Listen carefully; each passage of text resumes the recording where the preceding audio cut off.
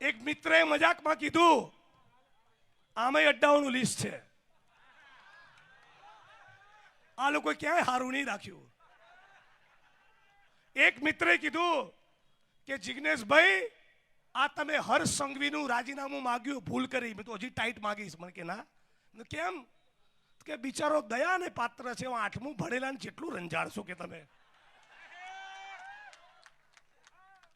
પણ આજે આ હર્ષ સંઘવીને કાકોસીની સભામાંથી ચેલેન્જ કરી ફરી પાટણની ધરતીથી પડકારું છું કે આવ તમારામાં પાણી હોતો ગુજરાત પોલીસ ભવનના પ્રાંગણમાં કુટણખાના, જુગારના અડ્ડા, દારૂના અડ્ડા, ડ્રગ્સનો વેપાર આ ગુજરાતની ધરતી પર કોણ કરે છે?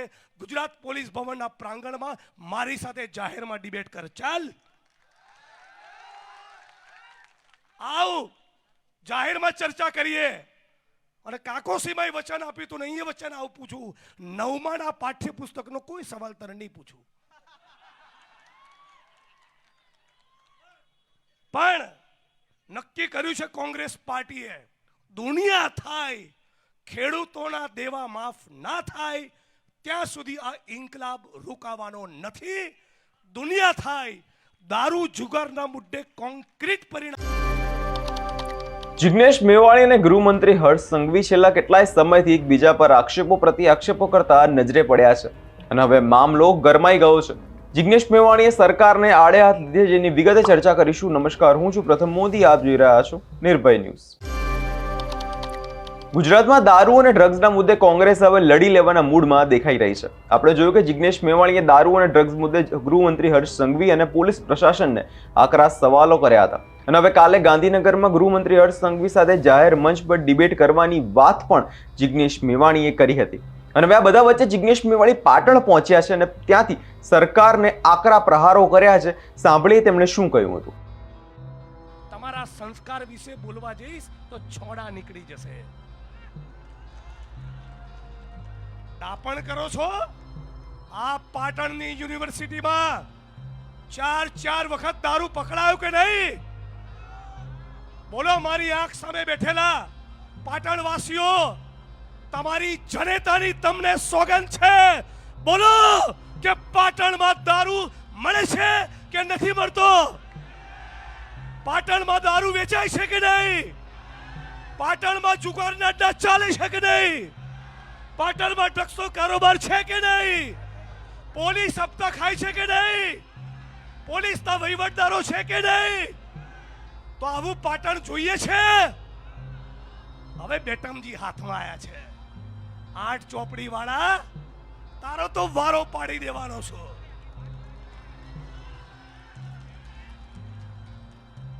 એક મિત્રએ મજાકમાં કીધું આમે અડ્ડાઓનું લિસ્ટ છે, આ લોકો ક્યાંય હારું નહીં રાખ્યું. એક મિત્રે કીધું કે જિગ્નેશભાઈ આ તમે હર્ષ સંઘવીનું રાજીનામું માંગ્યું, ભૂલ કરી. મેં તો હજી ટાઈટ માંગીશ. મને કે ના.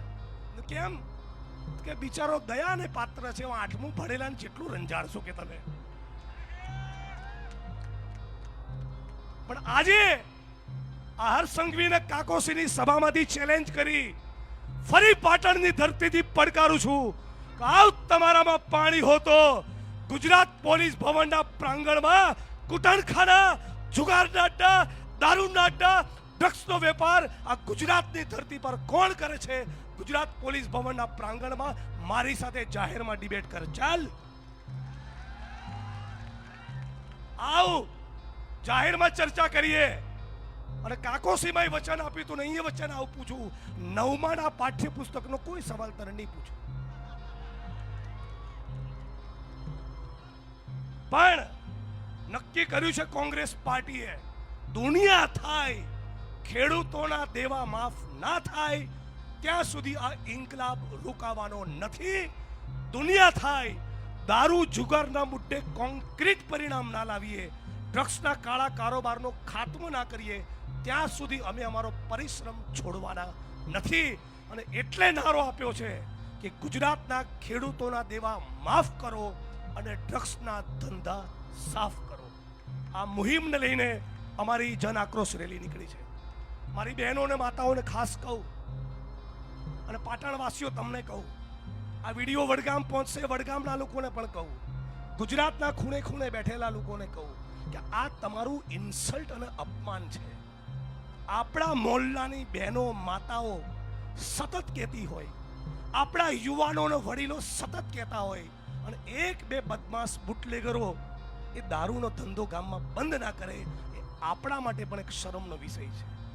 અને પોલીસના મિત્રોને પણ કહું છું, જે પ્રમાણિક છે, ઈમાનદાર છે, નિષ્ઠાવાન છે, રાજ્યની રાષ્ટ્રની સેવા કરે છે, એને પણ પાટણની ધરતી પરથી સલામ કરું છું અને વંદન કરું છું.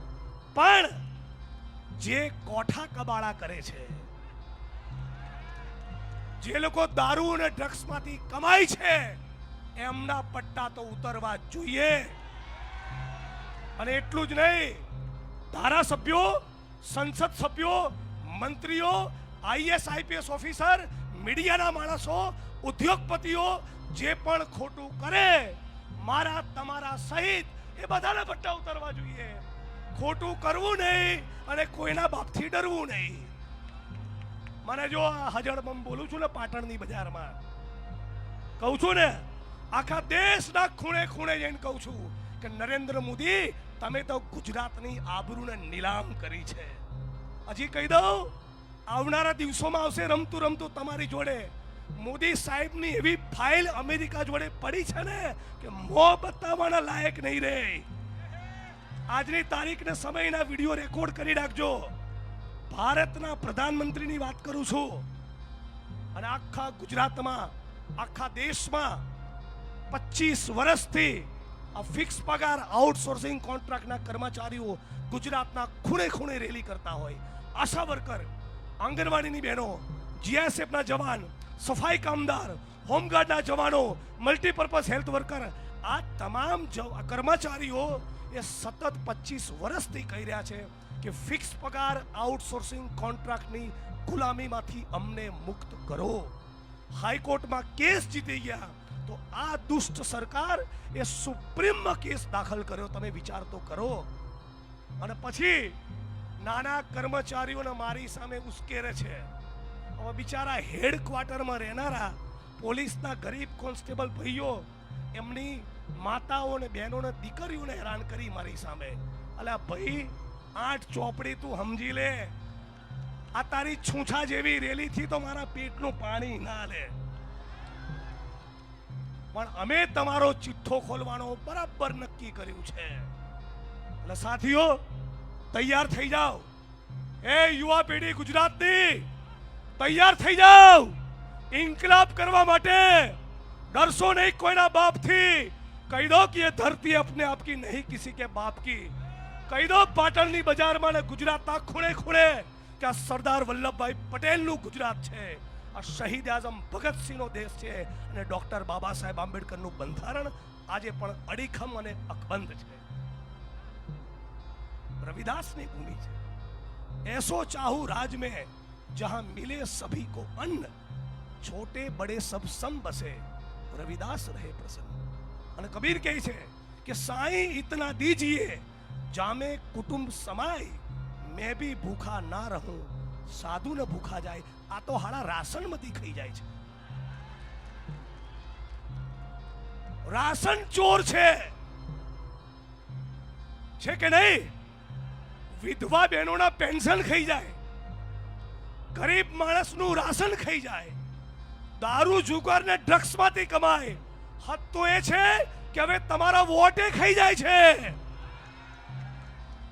બ્રાઝિલની એક્ટ્રેસ, બ્રાઝિલની મોડલ એ હરિયાણામાં 22 વોટ કરીને ગઈ. બાબા સાહેબને બંધારણે શું કીધું કે 27 માળની બિલ્ડિંગમાં રહેનારા મુકેશ અંબાણીનો પણ 1 વોટ અને ખેમરભાઈ દેસાઈનો પણ 1 વોટ, ધારાસભ્ય જિગ્નેશભાઈનો પણ 1 વોટ, ખેત મજૂર અને ફેક્ટરીના શ્રમિકનો પણ 1 વોટ. તો આ બ્રાઝિલની છોડી હરિયાણામાં ચોથી 22 વોટ નાખી જઈ. થાય આવું? એક ઘરમાંથી નીકળ્યા 66 વોટ, બીજા ઘરમાંથી નીકળે 108 વોટ. આ 2 માળનું મકાન છે, માણસોને ઘેટા બકરાની જેમ ભરો તો 66 વોટ ક્યાંથી નીકળે? 108 નીકળે, ત્રીજા ઘરમાંથી નીકળ્યા 250 અને ચોથા ઘરમાંથી નીકળ્યા 503 વોટ.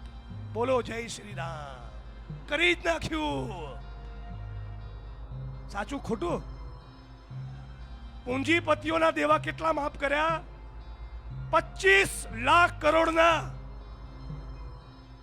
25 કરોડના નહીં, 250 કરોડના નહીં, 2,500 કરોડના નહીં, 25,000 કરોડના નહીં, 2.5 લાખ કરોડના પણ નહીં, 25 લાખ કરોડના દેવા જે ઓલરેડી અરબપતિ હતો એના માફ કર્યા. પણ જગતનો તાત એમ કરીને લાંબુ ઠોકે ભાષણ એ ગુજરાતના એક પણ ખેડૂતોના દેવા નરેન્દ્રભાઈ માફ નથી કર્યા. એ તો જીગરો કોંગ્રેસ પાર્ટીનો કે અર્થતંત્રમાં તકલીફ હતી તોય તાળીઓનો આવકાર આપજો કે દેશના ખેડૂતો માટે 72,000 કરોડના દેવા માફ કર્યા. અને 72,000 કરોડના દેવા પરથી એક વાત યાદ આવી અને એ સાથે મારી વાણીને વિરામ આપીશ. કોંગ્રેસની પાર્ટીએ, યુપીએની સરકારે 72,000 કરોડના દેવા ખેડૂતોના માફ કર્યા. અને આ ભારતીય જનતા પાર્ટીની સરકારમાં છેલ્લા 5 વર્ષમાં ગુજરાતના દરિયા કાંઠે 72,000 કરોડનું ડ્રગ્સ પકડાયું. તમે મને કહો, આવું ગુજરાત જોઈએ છે? આવું ગુજરાત જોઈએ છે? તમે તમારી બેન દીકરીઓ માતાઓને આવા ગુજરાતમાં ખુલ્લેઆમ જતા સંકોચ અનુભવો છો કે નહીં? એ ગામમાં કોઈ બુટલેગર હોય, દારૂ જુગારના અડ્ડા ચલાવતો હોય ને આપણી બેન દીકરીઓ ત્યાંથી નીકળે, એક ડર રહે છે ને? રહી છે કે નહીં રહેતો? આપણા દીકરાઓ યુનિવર્સિટીની કોલેજમાં જાય, બીક નીચે ખોટી સંગતે ના ચડે. આ ડ્રગ્સ આવી ગયું. વડીલો, આપ ઘણા બધા વડીલો બેઠા છે, કેવા ડ્રગ્સ આવ્યા! સોમ, મંગળ, બુધ, ગુરુ 4-5 દિવસ લો ને, 6ઠ્ઠા દિવસે એવી તલબ લાગે કે જો તમને ડ્રગ્સ ના મળ્યું તો પોતાના ઘરમાં લૂંટ કરો, પોતાની જનેતાના ગળાનો ચેનનો દોરો તોડી કાઢો, અથવા તો કોઈ કેનાલમાં જઈને ભૂસકો મારો. સુઈગામ, થરાદ, વાવના મિત્રોને પૂછી લેજો, ફોન કરજો, જ્ઞાનીબેનને કહેશે તમને ત્યાંની કેનાલોમાં યુવાનો પડ્યા. ડ્રગ્સનું એવું વ્યસન ચડી ગયું અને નથી મળ્યું કોઈ કારણસર, 2 દાડા 4 દાડા એવી તલબ લાગે કે માણસ આપઘાત કરી લે છે. આવું ગુજરાત જોઈએ છે? તમે મને કહો, આમાં કોંગ્રેસ ભાજપની વાત છે? કહો મને, ખોખારો ખાઈને કહો, આ કોંગ્રેસ ભાજપની વાત છે કે આપણા ગુજરાતની વાત છે? બોલો, શેની વાત છે? કોની વાત છે? આપણું ગુજરાત એ આપણે બચાવવાનું છે. આપણી બેન દીકરીઓ, માતાઓ એ વિધવા ના થાય એ આપણી જવાબદારી છે. આપણું યુવાધન ડ્રગ્સના રવાડે ખતમ ન થાય એ આપણી જવાબદારી છે. તો જે પણ માણસ બોલતો હોય જય જય ગરવી ગુજરાત, એવા એક માણસની જવાબદારી છે કે દારૂ, જુગાર, કુટણખાના અને ડ્રગ્સના મુદ્દે સાથે મળી સર્વ સમાજની એકતાનો સરવાળો કરીને લડીએ. જિગ્નેશ મેવાણી કહી રહ્યા છે, પાટણ યુનિવર્સિટીમાં દારૂની રેલમછેલ ચાલી રહી છે. પાટણ યુનિવર્સિટીમાં 4 થી વધારે વાર દારૂ વિદ્યાર્થીઓ સેવન કરતા જે છે પકડાયા છે. અને હવે કોંગ્રેસ ગુજરાતમાંથી દારૂ અને ડ્રગ્સ મુદ્દે સંપૂર્ણ પરિણામ નહીં લાવી દે ત્યાં સુધી જિગ્નેશ મેવાણી અટકવાના નથી. જે ગુજરાતમાં દારૂની રેલમછેલ જે ચાલી રહી છે, જે અડ્ડાઓ ધમધમી રહ્યા છે, તેના મુદ્દે જિગ્નેશ મેવાણી હવે લડી લેવાના મૂડમાં છે કે જે દારૂ જે સેવન કરતા લોકો જે પકડાઈ રહ્યા છે, પણ જે દારૂ માફિયા જે ગુજરાતમાં પકડાતા નથી, તેમને કેમ છોડી દેવામાં આવે છે? પોલીસ તેમની પર કાર્યવાહી કેમ નથી કરી રહી? જેવા સવાલો જિગ્નેશ મેવાણીએ કર્યા છે. હવે જોવાનું રહ્યું કે હવે જિગ્નેશ મેવાણી આવનાર સમયમાં શું કરી શકે છે. આ મુદ્દે તમારો શું અભિપ્રાય છે અમને કમેન્ટ કરી જરૂરથી જણાવજો. અને અમારી ચેનલ નિર્ભય ન્યૂઝને લાઇક, શેર અને સબસ્ક્રાઇબ કરવાનું ભૂલશો નહીં.